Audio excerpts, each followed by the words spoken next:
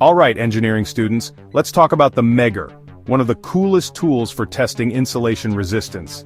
Think of it as the detective of electrical circuits, hunting down leaky insulation before it becomes a problem.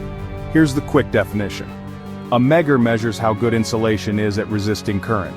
It does this by comparing the unknown resistance to a known one.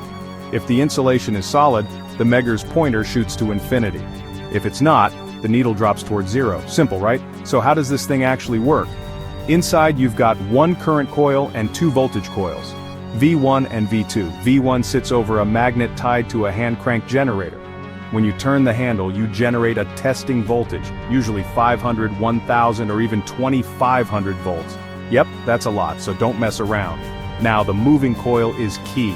It can swing from 0 to infinity. If your insulation is top-notch, the coil barely moves because it's in a weak magnetic field, so the pointer goes to infinity. If the insulation stinks, it swings into a strong magnetic field, and the pointer slams towards 0. V2, the second voltage coil, helps boost the torque as the pointer moves.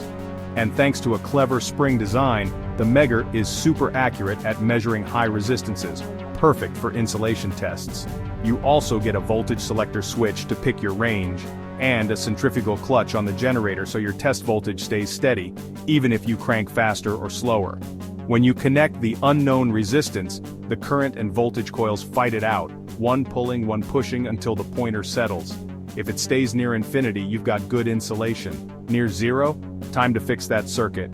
That's the Megger. Simple, powerful, and a must-have for serious electrical troubleshooting. Stay safe out there.